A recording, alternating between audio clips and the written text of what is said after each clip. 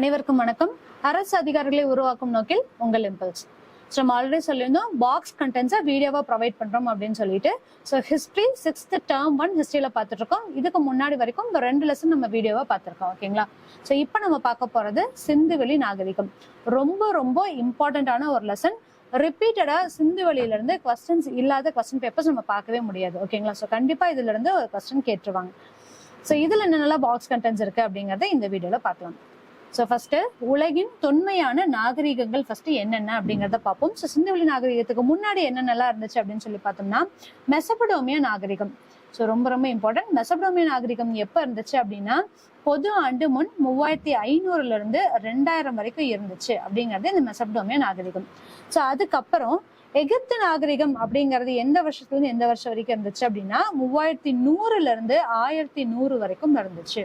So இதுக்கு ஈக்குவலா இதுக்கு இடைப்பட்ட காலத்துல நம்ம சைடு இந்தியாவில பார்க்க போறோம் அப்படின்னு சொல்லி பார்த்தோம்னா சிந்துவெளி நாகரிகம் இருந்துச்சு. ஸோ சிந்துவெளி நாகரிகம் அப்படிங்கிறது எப்படிப்பட்ட சிவிலைசேஷன் அப்படின்னா 3300 இருந்து 1900 வரைக்கும் நம்மளுடைய சிந்து சமவெளி நாகரிக காலம் இருந்ததா கருதப்படுகிறது. ஸோ அதே இடத்துல சீன நாகரிகமும் அப்படின்னு சொல்லி பார்த்தோம்னா கிமு 1700 இருந்து 1122 வரைக்கும். ஸோ ரிப்பீட்டடா கேட்கக்கூடிய 2 கொஸ்டின் இருக்கிறதுலயே மிகவும் தொன்மையான நாகரிகம் எது அப்படின்னு சொல்லி கேட்கறாங்க. ஸோ மெசபடோமிய நாகரிகம் ஒண்ணு இருக்கு. அதுக்கப்புறமா சிந்துவெளி நாகரிகம். சிந்துவெளி நாகரிகத்தோட காலம் அப்படின்னு சொல்லி பார்த்தோம்னா கிமு 3300 இருந்து 1090 இல்லைன்னா பொது ஆண்டு முன் 3300 இருந்து 1900 அப்படிங்கிறது இதுல இருந்து நம்ம பார்த்துக்கலாம். ஓகேங்களா? ஸோ அகேன் அந்த காலக்கோடு இங்க தெளிவா கொடுத்துருக்காங்க. மெசபடோமிய நாகரிகம் அப்படிங்கிறது என்ன, சிந்துவெளி நாகரிகம் என்ன, அதுக்கப்புறமா எகிப்து, அதுக்கப்புறமா சீன நாகரிகம். ஸோ இந்த 4 நாகரிகங்கள் பத்தின காலக்கோடு தான் இந்த பாக்ஸ்ல கொடுத்துருக்காங்க. ஓகேங்களா? ஸோ இதுவும் ரிப்பீட்டட் கொஸ்டின், இம்பார்ட்டன்ட் கொஸ்டின். நாகரிகம் என்ற சொல் எங்க இருந்து வந்தது அப்படின்னு சொல்லி கேட்டோம்னா இது வரைக்கும் நம்ம கிரேக்கம் அப்படிங்கறத பார்த்திருப்போம். சோ லத்தீன் மொழி சொல்லான சிவிஸ் அப்படிங்கறதுல இருந்து வந்ததுதான் இந்த நாகரிகம் அப்படிங்கக்கூடிய வார்த்தை. இதனுடைய பொருள் என்ன அப்படின்னு சொல்லி பார்த்தோம்னா நகரம் அப்படின்னு சொல்லியிருக்காங்க. சோ இப்படிதான் நாகரிகம், கல்ச்சர் அப்படிங்கக்கூடிய ஒரு வார்த்தையே நம்மளுக்கு வருது. சோ நாகரிகம் என்ற சொல் சிவிக்ஸ்ல இருந்து சிவிஸ் அப்படிங்கறதுல இருந்து வந்தது. இதனுடைய பொருள் நகரம் ஆகும் அப்படின்னு சொல்லியிருக்காங்க. தொல்லியல் ஆய்வாளர்கள் எவ்வாறு புதையுண்ட நகரத்தை கண்டுபிடிக்கிறார்கள்? ஸோ நம்மளுக்கே தெரியும்.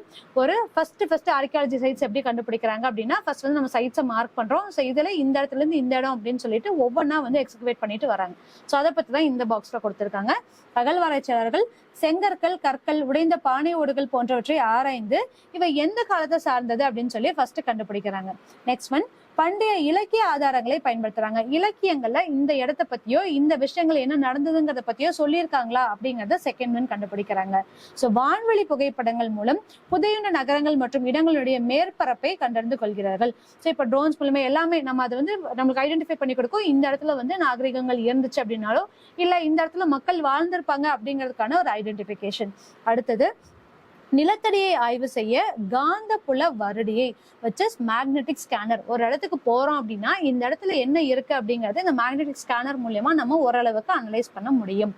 சோ எஞ்சிய தொல்பொருள்கள் புதையுண்டு இருக்கின்றனவா இல்லையா என்பதை ரேடார் கருவி மூலமும் அறிய முடியும் அப்படின்னு சொல்லியிருக்காங்க.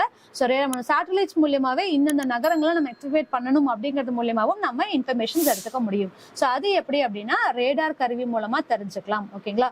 ஸோ என்ன டெக்னாலஜி அப்படின்னா தொலை நுண்ணுணர்வு முறை மூலியமா. ஸோ இதுல எத்தனை கொஸ்டின் இருக்கு அப்படின்னு சொல்லி பார்த்தோம்னா என்னென்ன முறைகளை யூஸ் பண்றாங்க, இலக்கிய ஆதாரங்களை பயன்படுத்துறாங்க, வான்வெளி புகைப்படங்கள் மூலமா பயன்படுத்துறாங்க, ரேடார் மூலமா பயன்படுத்துறாங்க, மேக்னெட்டிக் ஸ்கேனர் மூலமா காந்தப்புல வருடி மூலமா பயன்படுத்துறாங்க. இந்த 4மே இந்த பாக்ஸ் இருக்கக்கூடிய ஒரு கொஸ்டின்ஸ். ஓகேங்களா? சோ அடுத்தது இதுவும் ரிப்பீட்டட் கொஸ்டின், இம்பார்ட்டன்ட் கொஸ்டின். இந்திய தொல்லியல் துறை போன குரூப் 4 கொஸ்டின்ல இந்திய தொல்லியல் துறையினுடைய தந்தை, அதாவது முதல்ல ஏஎஸ்ஐ யாரு ஸ்டார்ட் பண்ணாங்க அப்படிங்கிற கொஸ்டின் நம்ம பார்த்திருப்போம். ஸோ 2022 அதோட ரீல்ஸுமே நம்ம எடுத்திருக்கோம். ஸோ அந்த வீடியோ பார்க்காதவங்க அதையுமே பார்த்து யூட்டிலைஸ் பண்ணிப்பாங்க. இந்திய தொல்லியல் துறை ASI archaeology survey of India. So முதல்ல 1861 அலெக்சாண்டர் கன்னிங்ஹாம் என்ற நில அளவியாளர் உதவியுடன் நிறுவப்பட்டது. ஸோ இதுவும் important question and repeated question. இந்த பாக்ஸே வந்து இம்பார்ட்டன்ட் தான். ஃபர்ஸ்ட் இந்த அலெக்சாண்டர் கன்னிங்ஹாம் அப்படிங்கிறவரு 1848லயே வந்து எக்ஸ்கவேஷன் தொடங்கி இருப்பாரு. ஆனா அது சக்சஸ்ஃபுல்லா முடிஞ்சிருக்காது. ஸோ 1861 லார்ட் கானிங் அவருடைய உதவியின் மூலமா தான் முதல்ல இந்த ஏஎஸ்ஐ வந்து அவர் நிறுவியிருப்பாரு. ஸோ நம்மளுடைய ஏஎஸ்ஐ அதாவது தொல்லியல் துறையினுடைய தந்தை அப்படின்னு கேட்டாலும் யார் அப்படின்னு சொல்லி பார்த்தோம்னா அலெக்சாண்டர் கன்னிங்ஹாம் இருப்பாரு. ஸோ அவர் எப்ப வந்து ஆர்கியாலஜிக்கல் சைட் அதாவது ஆர்கியாலஜி சர்வே ஆஃப் இந்தியா அப்படிங்கிறது உருவாக்குனார் அப்படின்னு சொல்லி பார்த்தோம்னா 1861. இதோட தலைமையகம் எங்க இருக்குன்னு கேட்டா புதுதில்லியில அமைஞ்சிருக்கு. ஸோ ஒரு பாக்ஸ்ல ஆல்மோஸ்ட் 3 கொஸ்டின் இருக்கு. ஸோ எல்லாத்தையுமே கம்பேர் பண்ணி படிக்கும்போது இனிமே நம்மளுக்கு ஈஸியா இருக்கும். ஓகேங்களா? ஸோ அடுத்தது கால வரையறை. ஸோ இங்கேயுமே வந்து புவி எல்லை எங்க அப்படின்னா தெற்கு ஆசியா. இது எதை பத்தி சொல்றோம் அப்படின்னா நம்மளோட சிந்துவெளி நாகரிகத்தை பத்தி சொல்றோம். ஸோ காலப்பகுதி அப்படிங்கிறது வெண்கல காலம். Repeated question. சிந்து சமவெளி நாகரிகம் எந்த காலத்தை சார்ந்தது அப்படிங்கிற கொஸ்டினுக்கான ஆன்சர் வெண்கல காலத்தை சார்ந்தது. ஓகேங்களா? ஸோ நெக்ஸ்ட் இதோட காலம் முதல்ல மேலே பார்த்துட்டோம். 3300 to 3300 இருந்து 1900 வரைக்கும். ஸோ இதை எது மூலமா கண்டுபிடிச்சிருப்பாங்க அப்படின்னு சொல்லி பார்த்தோம்னா மேல ரேடார், காந்தப்புல வருடி இதெல்லாமே மாதிரி கதிரியக்க கார்பன் வயது கணிப்பு which is C14 அப்படிங்கிறது மூலியமா இது எந்த காலத்தை சார்ந்தது அப்படிங்கிறதையும் நம்ம கண்டுபிடிச்சிருக்கோம். ஓகேங்களா? இதோட பரப்பு மொத்தம் எவ்வளவு அப்படின்னு சொல்லி பார்த்தோம்னா 13 லட்சம் சதுர கிலோமீட்டர். இதுல எத்தனை பெரிய நகரங்கள் இருந்துச்சு அப்படின்னா 6 பெரிய நகரங்கள், 200க்கும் மேற்பட்ட கிராமங்கள் இருந்துச்சு. ஸோ இதுவுமே ரொம்ப இம்பார்ட்டன்டான ஒரு கண்டென்ட். சோ வெண்கல காலம் அப்படின்னு நம்ம பார்த்துட்டோம். இந்த வெண்கல காலம் என்ன அப்படின்னு சொல்லி பார்த்தோம்னா மக்கள் வெண்கலத்தால் ஆன பொருள்களை பயன்படுத்திய காலம். அதனால இந்த பீரியடுவே வந்து வெண்கல காலம், பிரான்ஸ் ஏஜ் அப்படின்னு சொல்லியிருப்பாங்க.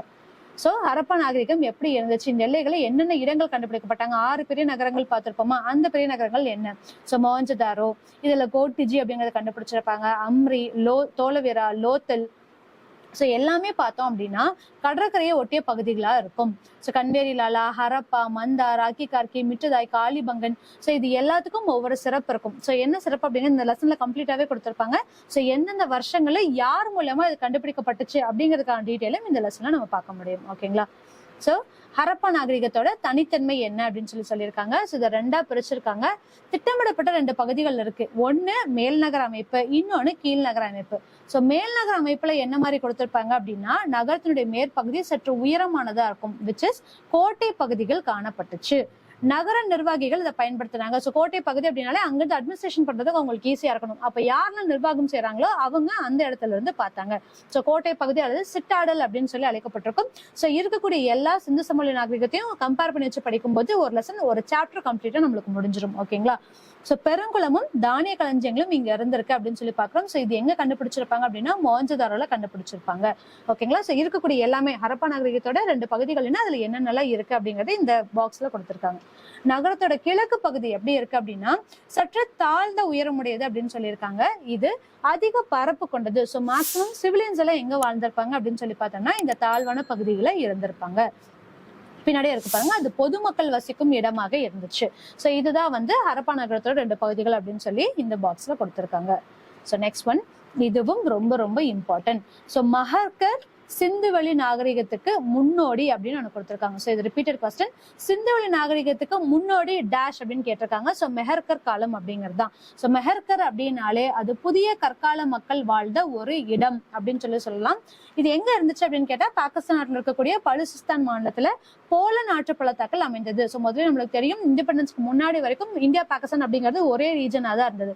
அப்பதான் வந்து 1861 இவர் எக்ஸ்கவேஷன் ஸ்டார்ட் பண்ணிருக்காங்க. ஸோ எல்லாத்தையுமே இவர் அகழ்வாய்வுகள் செஞ்சிருப்பாங்க. இப்ப பாகிஸ்தான் அப்படின்னு சொல்லி அழைக்கக்கூடிய பலுசிஸ்தான் மாநிலத்துடைய போலன் ஆற்று பள்ளத்தாக்கள் அமைஞ்சிருக்கிறதா இந்த மெஹர்கர் அப்படிங்கக்கூடிய ஒரு இடம். இந்த தொடக்க கால மனிதர்கள் வாழ்ந்ததாக கண்டறியப்பட்ட இடங்களில் ஒன்று. மக்கள் வேளாண்மையிலும் கால்நடை வளர்ப்பிலும் ஈடுபட்டதற்கான சான்றுகள் இங்கு கிடைச்சிருக்கு. சோ இது என்ன அப்படின்னு சொல்லி பார்த்தோம்னா கிமு 7000 ஒட்டிய காலத்திலேயே மெஹர்கரில் நாகரிகத்துக்கு முந்தைய வாழ்க்கை நிலவியதற்கான தொல்லியல் சான்றுகள் கண்டுபிடிக்கப்பட்டிருக்கு அப்படின்னு சொல்றாங்க. சோ மெஹர்கர் அப்படின்னாலே புதிய கற்கால மக்கள் வாழ்ந்த ஒரு இடம். சோ இது வந்து இதுல இருக்கக்கூடிய ரிப்பீட்டடான கொஸ்டின். சோ எங்க இருக்கு அப்படின்னு சொல்லி கேட்டோம்னா பாகிஸ்தான் இருக்கக்கூடிய போலன் பள்ளத்தாக்குல. ஓகேங்களா? சோ இது வந்து இந்த பாக்ஸ்ல இருந்து நம்ம எடுத்துக்க வேண்டிய ஒரு விஷயம். சோ நெக்ஸ்ட் தெருக்களும் வீடுகளும். சோ இதுல இருந்து என்ன பார்த்தோம் அப்படின்னா சோ இங்க ஏன் சுட்ட செங்கற்கள் பயன்படுத்தியிருப்பாங்க அப்படின்னு நம்ம சொல்லியிருப்போம். ஹரப்பா நாகரிகம் முழுக்க ஏன் சுட்ட செங்கற்கள் கட்டப்பட்டுச்சு அப்படின்னு சொல்லி பார்த்தோம்னா, அவை வலுவானவை, கடினமானவை, நிலைத்து நிற்கக்கூடியதா இருந்துச்சு, நெருப்பை கூட தாங்குவையா இருக்கும். அது மட்டும் இல்லாம ரொம்ப இம்பார்ட்டன்ட், நீரினால் கரைவதில்லை. இதை வந்து அசர்ஷன் ரீசன், அதாவது கூற்று காரணம் அப்படிங்கிற கொஸ்டின்ல கேட்கறதுக்கான வாய்ப்புகள் இருக்கு. சோ பெருங்குளம் பத்தி, பெருங்குளம்ல எப்படி இருந்துச்சு, ஹரப்பாவோட தானிய களஞ்சியங்கள் எப்படி இருந்தது அப்படிங்கிறது எல்லாமே. சோ தானிய களஞ்சியம் அகைன் நம்ம பார்த்துட்டோம், எதனால சுட்ட செங்கற்கள் மூலியமா யூஸ் பண்ணாங்க அப்படின்னு சொல்லிட்டு. தானிய களஞ்சியம் அப்படிங்கிறது செங்கற்களால் கட்டப்பட்ட சுவர்களை கொண்ட தானிய களஞ்சியம் எங்க இருக்கு அப்படின்னா, ஹரியானா மாநிலத்தில் இருக்கக்கூடிய ராக்கி கர்கியில் இருக்கு அப்படின்னு சொல்லி கண்டுபிடிச்சிருக்காங்க. சோ இது எந்த பீரியட்ல வந்திருக்கு அப்படின்னு சொல்லி பார்த்தா, முதிர்ச்சி அடைந்த ஹரப்பா காலத்தை சார்ந்தது அப்படின்னு சொல்லி இந்த பாக்ஸ்ல கொடுத்திருக்காங்க. ஓகேங்களா? சோ எந்த ஹரப்பா காலம் அப்படிங்கறதும் ஒரு விஷயம், ராக்கி கர்கி எப்ப கண்டுபிடிச்சாங்க அப்படிங்கறதும் ஒரு விஷயம். சோ அப்படி பார்க்கும்போது முதிர்ச்சி அடைந்த ஹரப்பா காலத்தை சார்ந்தது அப்படின்னு சொல்லி இதுல சொல்லியிருக்காங்க. சோ நெக்ஸ்ட் பாக்ஸ் கண்டென்ட் என்னன்னா, சோ செம்பு காலம் அப்படிங்கறத பார்த்திருப்போம்.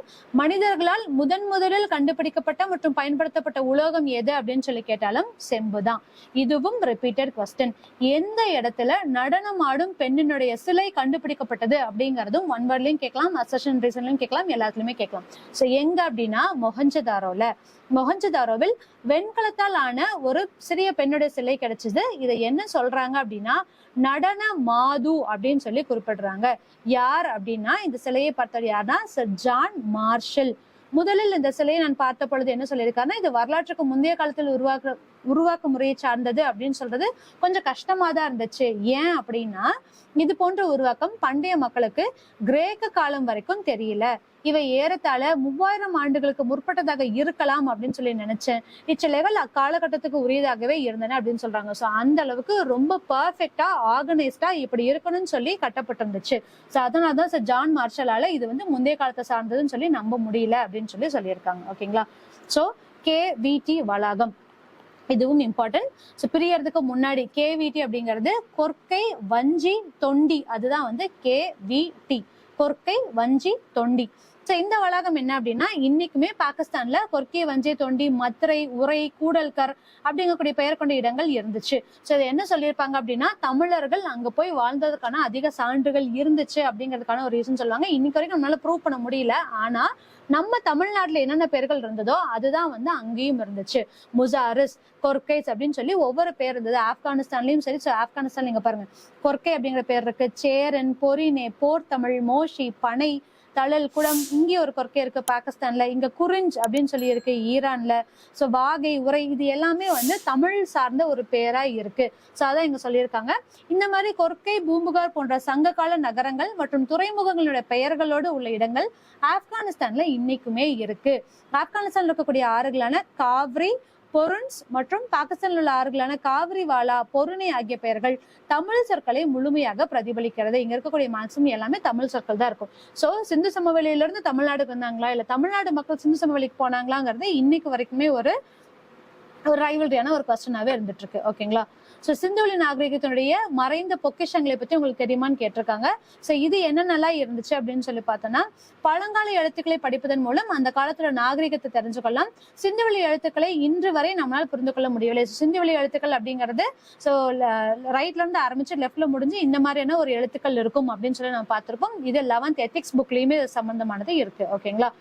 சோ சிந்துவெளி மக்களுடைய வாழ்க்கை முறையை அறிவதற்கு வேற ஏதாவது சான்றுகள் இருக்கா அப்படின்னு சொல்லி பார்த்தோம்னா, பொதுவாக பருத்தி ஆடைகள் தான் பயன்பாட்டில் இருந்துச்சு. சோ இதெல்லாம் ரீசன் அசர்ஷன்ல கேட்கலாம். என்ன ஆடைகள் பயன்படுத்தப்பட்டது சிந்து சமவெளியில அப்படின்னு சொல்லி பார்த்தோம்னா, பருத்தி ஆடைகள் தான் இருந்தது.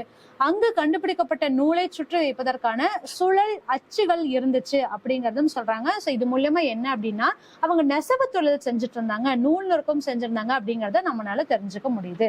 அதே மாதிரி கம்பளி ஆடைகளும் உபயோகப்படுத்தப்பட்டன அப்படின்னு சொல்லி சொல்றாங்க. இதெல்லாம் வந்து உடை சார்ந்த விஷயங்கள்.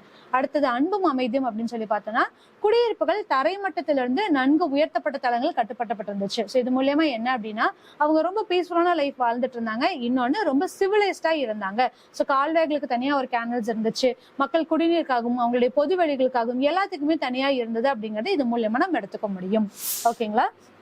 சோ அமைதியான வாழ்க்கையை வாழ்ந்திருப்பதாக தோன்றுகிறது. ஏன்னா அவர்களிடம் படை இருந்ததற்கான எந்த ஒரு சான்றுகளுமே இல்லை. அதாவது கத்தி கப்படா இல்ல நம்மளுடைய வாள்களோ அந்த மாதிரி எந்த ஒரு விஷயமும் அங்க இருந்ததுக்கான சான்றுகள் இல்லை. சில ஆயுதங்கள் மட்டுமே அங்கிருந்து கிடைச்சிருக்கு அப்படின்னு சொல்றாங்க. அதுவும் பெரிய ஹார்ம் பண்ணக்கூடிய ஆயுதங்களா அங்க தெரியல. அவர்கள் தங்களுடைய மேம்பட்ட நிலையை அவர்களுடைய ஆடைகள், விலை மதிப்பற்ற நகைகள் மற்றும் மேம்பட்ட நகர வாழ்க்கை மூலம் வெளிப்படுத்தினர் அப்படின்னு சொல்றாங்க.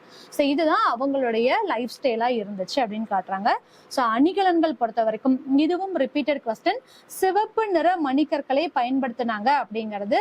சோ கருப்பு நிற மணிகளா சிவப்பு நிற மணிகளான்னு ஒரு கொஸ்டின்ல கேட்டிருக்காங்க. அப்படி பார்த்தா சிவப்பு நிற மணிக்கற்களை பயன்படுத்தினாங்க. ஆண் பெண் இரு பாலர்களுமே ஆபரணங்களை விரும்பி அணிஞ்சிருந்தாங்க. சோ அதுல என்ன அப்படின்னா கழுத்தணிகள், கையணிகள், வளையல்கள், மோதிரங்கள், காதணிகள் மற்றும் காலணிகள் முதலியவற்றையும் அணிந்திருந்தனர். சோ தங்கம், வெள்ளி, தந்தம், சங்கு, செம்பு, சுடுமண் மற்றும் விலையுயர்ந்த கற்களால் அணிகலன்கள் செய்யப்பட்டன. சோ கோல்டுல இருந்து சில்வர்ல இருந்து ஐவரியில இருந்து எல்லா விதத்திலயுமே அங்க ஜுவல்ஸ் ஆர்னமெண்ட்ஸ் அவங்க அணிவிச்சிருந்தாங்க அப்படிங்கிறது இது மூலியமா நம்மளுக்கு தெரியுது. சோ இதுவும் இம்பார்ட்டன்ட். சிந்து வெளி மக்கள் இரும்பு மற்றும் குதிரையை அறிந்திருக்கவில்லை. ஓகேங்களா? சோ இந்த பாக்ஸ்ல இருக்கிறத வச்சே மொத்தமா சிந்துல இருக்கக்கூடிய சிந்து சமவெளி நாகரிகத்தோட எல்லா கண்டென்ட்டுமே நம்ம பார்த்துட்டோம். ஓகேங்களா? சோ இதுல என்ன அப்படின்னா நெக்ஸ்ட் மட்பாண்டங்கள் அவங்களுக்கு கிடைச்சிருக்கும், அவங்களுடைய சமய நம்பிக்கை கிடைச்சிருக்கும், கலை திறன்கள் அவங்க என்னென்னலாம் இருந்திருக்கு அப்படிங்கறத நம்ம பார்க்கலாம். பொம்மை வண்டிகள், தலையையும் கால்களையும் அசைக்கக்கூடிய பசு பொம்மைகள், இந்த மாதிரி களிமண் பந்துகள், சிறிய பொம்மைகள், சிறிய களிமண் குரங்கு, சுடுமண் பொம்மைகள், கொட்டைகளை குறிக்கும் அணில் பொம்மைகள், மண்ணால் ஆன நாய்கள், நடனமாடும் ஆண் பொம்மை போன்றவற்றும் கிடைச்சிருக்கு. சோ இது மூலியமா அவங்க விளையாட்டுக்கு அதிகமா இம்பார்ட்டன்ஸ் கொடுத்திருப்பாங்க அப்படிங்கறத காட்டியிருக்கும். விளையாட்டு மட்டும் இல்ல மற்றும் போக்குவரத்தும் இருக்கும். சோ அதான் இங்க சொல்லியிருக்காங்க. சுடுமணால் செய்யப்பட்ட பல்வேறு வகையான பொம்மைகள் மக்களுடைய விளையாட்டு மற்றும் போக்குவரத்து ஆர்வத்தை காட்டுகிறது அப்படின்னு சொல்லியிருப்பாங்க. சோ மொஹஞ்சதாரோவில் தொல்பொருள் ஆராய்ச்சி நடைபெறும் இடம் உலக பாரம்பரிய தளமாக யுனெஸ்கோ அமைப்பால் தேர்ந்தெடுக்கப்பட்டது. சோ எந்த அமைப்பால் தேர்ந்தெடுக்கப்பட்டது அப்படின்னு கேட்டா யுனெஸ்கோவால தேர்ந்தெடுக்கப்பட்டுச்சு. சோ தொல்பொருள் ஆராய்ச்சி நடக்கிறதுக்கு சோ ஆர்கியாலஜி டிபார்ட்மெண்ட் யார் மூலமா எடுத்தாங்க அப்படிங்கிறது இந்த கொஸ்டின். சோ முதல் எழுத்து வடிவம் சுமேரியர்களால் உருவாக்கப்பட்டது அப்படின்னு சொல்லியிருக்காங்க. சோ இதுவும் இம்பார்ட்டன்ட். ஃபர்ஸ்ட் முதல்ல எழுத்து வடிவம் யார் மூலியமா உருவாக்கப்பட்டது அப்படிங்கிற கொஸ்டின் இருக்கும். சோ சுமேரியர்களால் உருவாக்கப்பட்டது. சோ மேல நம்ம பார்த்திருப்போம் கதிரியக்க கார்பன் வயது கணிப்பு, அதாவது C14 முறை மூலியமா தான் சிந்து சமவெளி நாகரிகத்தோட வருஷத்தை கன்சிடர் பண்ணிருப்பாங்க, which is 3300 to 1900 அப்படிங்கறத. சோ அந்த C14 அப்படின்னா என்ன அப்படிங்கறத இதுல பார்த்திருக்கலாம். சோ கதிரியக்க கார்பன் வயது கணிப்பு முறை தொல்லியல் ஆய்வாளர்களுக்கான தரப்படுத்தப்பட்ட முறை. சோ கார்பனுடைய கதிரியக்க ஐசோடோப்பான கார்பன் 14 பயன்படுத்தி ஒரு பொருளோட வயதை கண்டுபிடிக்கிறது. இதுதான் கார்பன் முறை, கதிரியக்க கார்பன் முறை அல்லது C14 அப்படின்னு அழைக்கப்படுது அப்படின்னு இந்த பாக்ஸ்ல நம்ம பார்க்கலாம். ஓகேங்களா? சோ இதோட சிந்து சமவெளி நாகரிகத்தோட பாக்ஸ் கண்டென்ட்ஸ் எல்லாமே நம்ம பார்த்துட்டோம். சோ ஆல்மோஸ்ட் சிந்து சமவெளி நாகரிகம் இதிலே கவர் பண்ணிட்டோம். சோ சுத்தி இருக்கக்கூடிய வேற புக்ஸ் இருக்கக்கூடிய சிந்து வெளி நாகரிகங்களை கம்பேர் பண்ணி பார்த்தோம் அப்படின்னா ஒரு சாப்டர் உங்களுக்கு கம்ப்ளீட்டா முடிஞ்சிடும். ஓகேங்களா? இந்த மாதிரியான ஒரு இன்ஃபர்மேட்டிவ் கண்டென்ட்ஸ் அண்ட் இன்ஃபர்மேஷன் வேணும் அப்படின்னா நம்மளுடைய impulse TNPSC cut mic check 1 2 3 இந்த மாதிரியான ஒரு இன்ஃபர்மேட்டிவ் கண்டென்ட்ஸ் அண்ட் இன்ஃபர்மேஷன் வேணும்னா நம்மளோட impulse TNPSC telegram channel follow பண்ணிக்கோங்க அண்ட் இம்பல்ஸ் கோச்சிங் இன்ஸ்டிடியூட்டோட யூடியூப் சேனல் சப்ஸ்கிரைப் பண்ணிக்கோங்க. தேங்க்யூ.